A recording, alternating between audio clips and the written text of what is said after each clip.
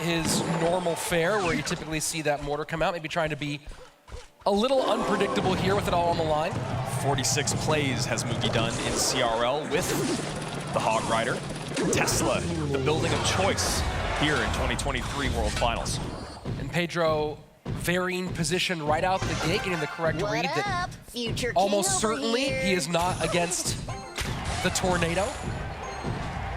And Monk is just everywhere, does so well against Little Prince, does so well against those Evo archers. Gets a nice pushback there on Guardian, goes targets the Little Prince. And Pedro with a small elixir advantage, but nothing really to take advantage of it. So splits Goblins high, Tesla out, easy response, and Pedro reading something there as he cycles that Knight. 2 untouched towers top of your screen, but only a lick of damage on the bottom right. As we see another Hog Rider come in here from Mugi, and right now I think they're just feeling each other out, Rich, trying to see how, if anyone's gonna make any mistakes early, and then I imagine once we get down to a minute left of gameplay, things get a little spicier. Oh, certainly they will. And interesting you see, you talk about that feeling out process, Andrew, the not playing an Earthquake early on that bomb tower, instead just maintaining this even game. Yeah, same thing there. You're talking about with getting that miner cycled in the back. Pedro knowing that's his best response. Oh, look wow. at that. Goes for the King Tower activation. Learns that from Air Surfer. We saw Air do it earlier on today, and we saw how much that helped that game. And there you get really in high relief the thing that we saw happen in Mohamed Light's matchup against that Monk, how wide that earth is that you have to give it for the reflection. And it's so funny, you know, you talk about that on broadcast, and I think a lot of people were kind of like, well, that's not, is that a duh statement for pros? But if you saw online, there were so many people that were talking about, oh yeah, that range, that splash, that reflect, I can't believe that it actually got the reflect back. And, you know, if it's able to trick Momo, it makes a lot of sense. Hog to the opposite lane here. This time, now that we're in double, you see the not just Earthquake, but Snowball as well. Mugi selling out for one hog shot on the left. And I like that. He goes and recognizes that he's not going to really be able to break through in single elixir, so how can he make things happen? And then you talk about Pedro. I've heard many people talk about this. First of all, it feels like he's just playing ladder. He just keeps coming out with the same thing. You kind of heard Morton say it. It's like, you know what he's going to hit you with. He's going to hit you with minor poison control, and guess what? You cannot stop him. Mugi going for some creativity here, Hog way in the back. Earthquake does not get on the bomb tower. Little Prince trying to stop the Hog. One shot will get it anyway, though. And look at the miner on the opposite side. Blow for blow. These two are trading as we enter sudden death. And it's so impressive because you look at Pedro being able to keep up and have the damage lead with just basically that miner plus poison chip. These Hog Riders have connected a few times, and you see right there, he just goes, all right, poison on top of one archer, no problem. Mugi continues to sell out. Perfect timing, though, on the defense. Pedro opening up the lead a little bit, 80 seconds left, 13:58 to 16:33. Pressure stays on. That Ice Spirit is not available to reset that miner at all, so has to rely on the Evo archers as Mugi sets up his next Monk to the left. This is just so crazy. You know what he's gonna play, you know what he's coming out with, and you just cannot seem to break through.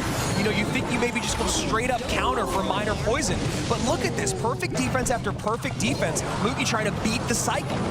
And the late bomb tower stops at 889 to 1066. We are very tight.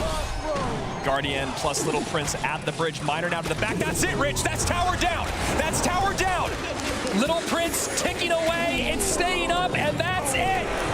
Pedro is one win away from being world champion. Pedro, maybe finally the moment is starting to click for him that this could be it. $250,000 is a life-changing amount of money for anyone. But you talk about a rookie, how young you are, how fresh and new your career is. $250,000 on the line. And that rage, you see Pedro take a moment and evaluate. Has a feeling he's against the deck that has done so much nasty work this weekend. Yeah, that Goblin Giant deck with the minions and the Evoed Bats has been so tough to keep up with. And Pedro sitting back, leaking some elixir, leaking a bunch of elixir, trying to think just how he wants to move forward here. A little chip damage left-hand lane. Both players slow things way down. First minute passed, and just a little touch on the bottom right and on the top left. What's fascinating about this is Mugi was not going to hold at all, but then based off of Pedro, who apparently has struck a little bit of fear in our former world champion, he goes, all right, fine, I guess I had to slow things down, play at your pace.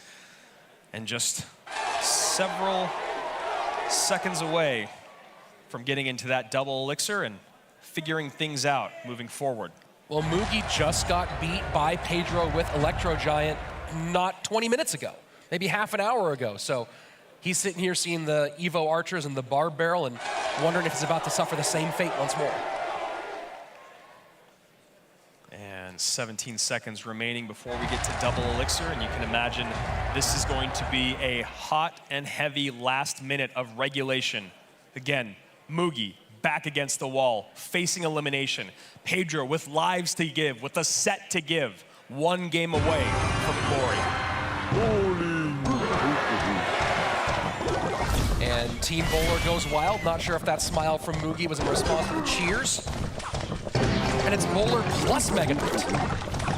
A very, very heavy deck, which makes sense why Mugi wanted to slow things down. There's the Goblin Giant as well. So busting out, pulling out all the stops is our 2021 World Champion. Skeleton King. Maybe Royal Giant here instead of the Electro Giant. Yeah. With the Phoenix in tow and of course the Skeleton King. Bat's getting great value on that left-hand side. Nice value fireball there as well. And those two Phoenixes will be distracted. There's the RG coming down. Fishboy right in front of that King. And Mega Knight comes down to help the DPS, but that's going to be a few big-time shots. Lead opened up for Pedro, 23-31. And this is a great counter push. You get the Goblin Giant behind the Mega Knight. That way the Spears can help out with the Phoenix. Then you have the Evo Bats coming in. The Phoenix Egg pop. I don't know if that Fireball was actually necessary, and we will see. Pedro gets that Fisherman out, though, just in time, Rich. That is a clutch King Tower activation. Some Spears still get on that right-hand tower, but Pedro able to get his Evolved Archers out and set up for his next push. Another Goblin Giant coming down here from our former champion on the right-hand side. The rookie, though, ice in his veins. A Goblin Giant, a Mega Knight, a Bowler, and Rage all on this left-hand lane. That Bowler is raged up, but still he's just kind of caught in traffic over and over. These defenses from Pedro have been pretty clean, but nice damage there on the left-hand side for Mugi. Not quite caught up, but very close, courtesy of the left-hand tower of Mugi down to 1999 is the current biggest lead as the former champion sets up in that weak side lane. 1 minute remains in what could be the last match of 2023. Just piling everything on here at the bridge, trying to find a way to break through. Rage just not quite doing it yet. Pedro managing his cycle very, very well. Rich, the rookie, looks like he might be taking this already, completely controlling this game. Now, finally, the second RG comes in. And goes to the non-Bowler side, which is interesting. Does get one more shot, but keep in mind, both those sides fairly even. Has not opened up a more significant lead as the Goblin Giant comes in the Tombstone. The NK hits the Tombstone! The NK hits the Tombstone! That Goblin Giant can get to tower! Fireball onto the Evolved Archers. Fishboy not doing very much, and suddenly the lead in both lanes. Heavy for Mugi. Pedro with his last gasp here in game 2. We're going to game number 3. The Fisherman connects on the right side. Damage on the left, and Mugi stays alive!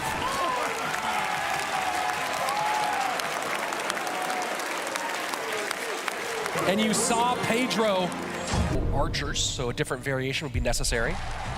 And a good luck in both directions, and little extra couple bit of emotes there, and you can't call that BM. That's just love going back and forth between two competitors that respect the heck out of each other. And not a big surprise here for Hog Rider out of Pedro. Wants to play just reflexively, reactively. And Mugi may be going back to wall breakers. He had a lot of success with it in his previous set against Pandora. Would love to see that. I believe it's his second most dominant win condition. And certainly looks like that might be the case. Don't you know who I am? We saw some Hog Rider Royal Ghost Bandit. Now we're seeing Hog Rider Royal Ghost with Prince. And I like what we're seeing here out of Pedro. You know, a big stray away from just completely controlling the game. And wow, recruits are huge here. You have to imagine Pedro, after Fisherman being out, wasn't expecting maybe to be against the recruits. And here he finds himself with a lot to deal with. This dual lane pressure is scary. MK comes down. Great job by Mugi, though, not using the ability there. Maybe expecting the MK to come down after seeing Prince and that Royal Ghost. And had he used that Guardian ability, Rich, that could have been a lot of trouble. Hog in now that the bomb tower is out. Miner to mitigate the damage. This is going to be a few big-time shots, though, with no King Tower activated, just the Miner and the Log. Forced expenditure. Mugi survives and gets damaged, but finds himself very down on Elixir. Yeah, really, really nice there. I mean, kind of making something out of nothing in terms of that defense. Gets some good wall breaker connections on that left-hand side. Doesn't take too much damage on the right. Continues the damage lead on both towers.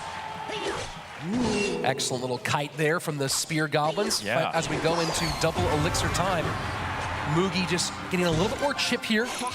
Kneel, numbskulls. And I like what Mugi's doing. He has to continue to go into that opposite lane. He cannot try to ram his head against an MK Prince Royal Ghost push with a Firecracker, Hog Rider, all that. He needs to make sure that he is splitting up his opponent's attention. Pedro opting to take one here, and that's a well-timed Guardian. He needs another tank here, and there they go. Evo recruits come in.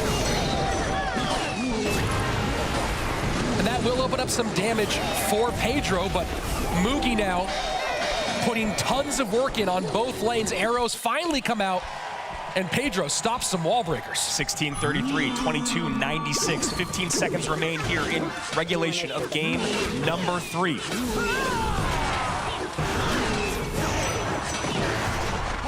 Prince finally not facing goblins or recruits for a half second. Log for some knockback. Can it get to? No, the defensive wall breakers stop the Prince from getting to the bomb tower. Bats trying to clear. Hog should get one. And that was a great job of Mugi mitigating that damage from the Prince, having to pick his priorities there. Does take care of the Prince, and like you said, takes one shot, but he's using his health as a resource. 12:28 now to 18:50. Continuing to get poison value is Mugi just over and over again. And Pedro doesn't have many options to not give it to him. And I like this opposite lane. Arrows should come out on top of these wall breakers. And now Mugi setting up for defense once again. High Evo recruits, regular recruits. And Pedro must be happy to have all those in one lane for once. Of course, the evolved ones will be coming very soon. Now Miner plus Spears left-hand lane for Mugi. Bats trying to hold, but that's a ton of damage. Miner on the tower, Spears do a ton, and Mugi has opened this thing wide open. Royal Ghost does connect, but a great job there with the wall breakers, Rich, to stop that Evo Firecracker. Seems like the most dangerous part of that push. Mugi did a sellout push on the left-hand side, gets great damage out of it, and perfect defense, and now should be back to Evo recruits. There we go. Pedro's having so much difficulty with the miners because the best ways to catch them are tools he really needs for offensive pressure. And there you go. Miners in, Wallbreaker in, Prince finally able to stop a miner, but then recruits come right behind him. 4:05 to 9:47, but miner chip is all that Mugi's been getting here late. And you know that's just a couple hog hits, an MK leap. He's got to play perfect now, just needs to poison it out. Poison in. And that's it, Andrew. We are going to a bracket reset, best of 3. But I really have to hope that Pedro does not open Miner poison here. I know. I mean, but it's one of those things. It's like, do you really think I'm going to do it again right now? And as of right now, it looks like he just might be running it back. And then we'll see if Mugi takes a page here out of Juicy's book and goes for something heavy, goes for something with lightning. Fisherman, not a bad sign of that. And this little Prince is going to get picked up and reset by the Fisherman. Mugi splits his goblins in the back.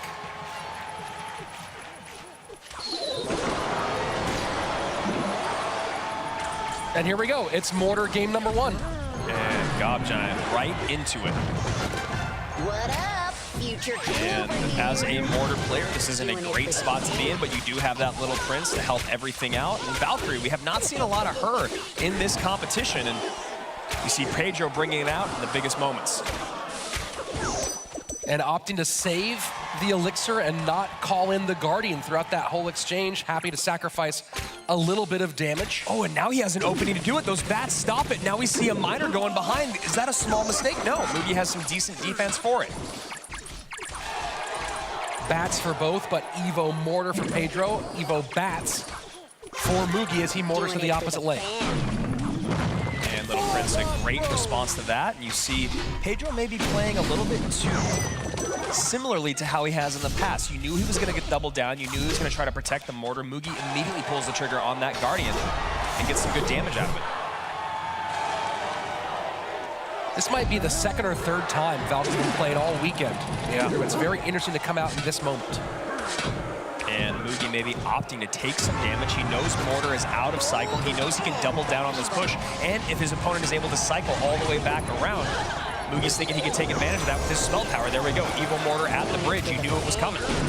And doing a good job taking advantage of the focus that Mugi had to place on the Little Prince there to engage with the bats there at the bridge. And Mugi ready for every single one of these miners so far, Rich. 25-87, 27-09. Our former world champion is turning up the heat.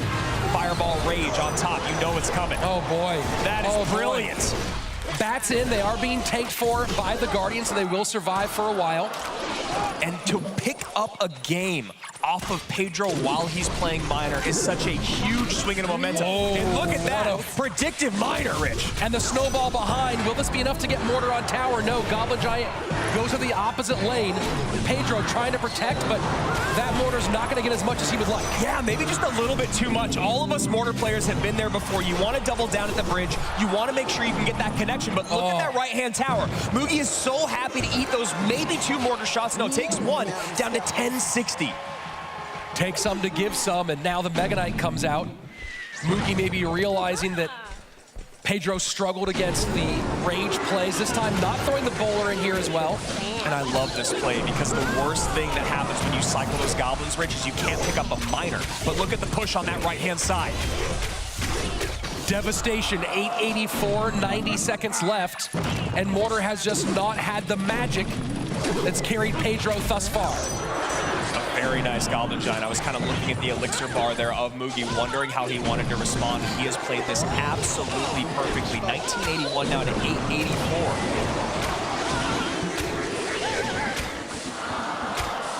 Finally starting to catch up a little bit is Pedro, but is the gap too big with 90 seconds left playing Mortar Miner against... There you go. I like this play a lot, Rich. I really think you got to go hyper-aggressive because we all know Miner Poison, 3-card cycle, and you see Pedro's face. He knows he got caught looking. Mugi, back-to-back-to-back wins. That must be Rich over there.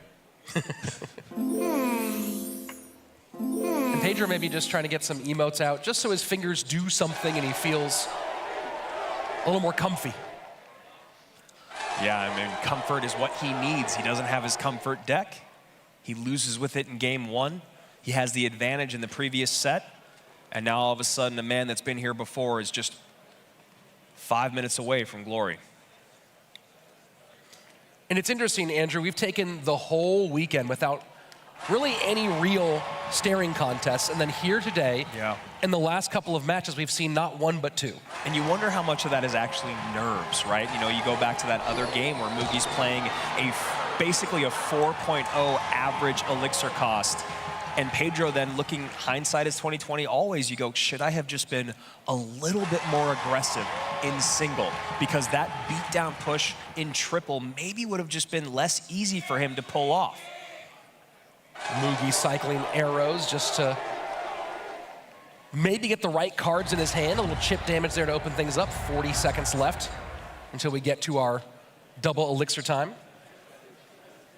I don't know how I feel about putting myself in a position to have to win a game in 1 minute against Mugi. Yeah, that might be the scariest thing I can imagine. Yeah. Does Pedro go big here? And looking like our admin wanted to get a quick little emote in there. Shout out to whoever that was. And here we go. Final 10 seconds of regulation. What do you pull out here? with everything on the line. Baby Dragon for Pedro. And Ram Rider to counter from our former world champion. Pedro will be very happy to have Bowler against the Ram Rider. And E-Giant. And we see immediately Mugi go opposite lane with that Lumberjack.